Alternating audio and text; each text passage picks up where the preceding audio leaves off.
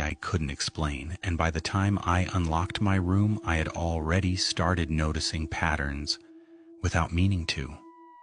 And that became important later because patterns were the first thing that stopped behaving normally there, and the room itself looked ordinary at first glance.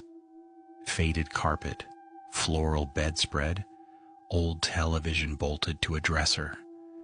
The kind of motel room designed to feel temporary even while you're inside it. But the longer I stood there, the more details began to stand out.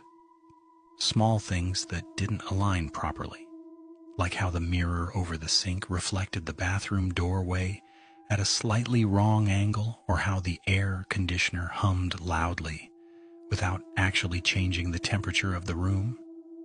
And then there was the phone sitting beside the bed.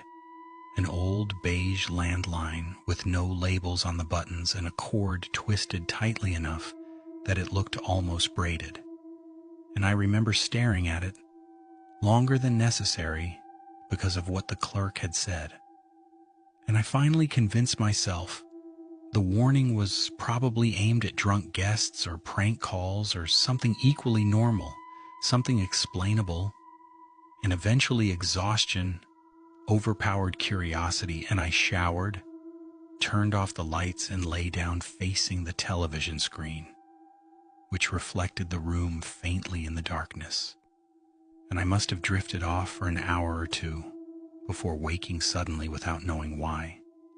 That strange kind of waking where your body reacts before your thoughts catch up, and the room felt different immediately, not colder or louder, just occupied somehow.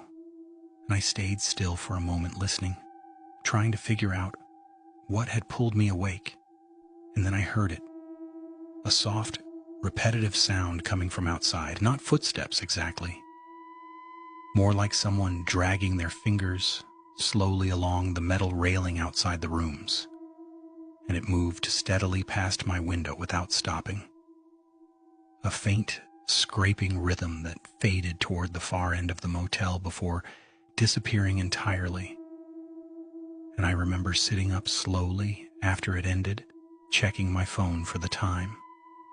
And the screen read 1:58 a.m., and I don't know why that detail unsettled me as much as it did, except that the warning from the clerk returned instantly in my mind. Sharper now, more specific. And I told myself I was being ridiculous, that motels are full of strange noises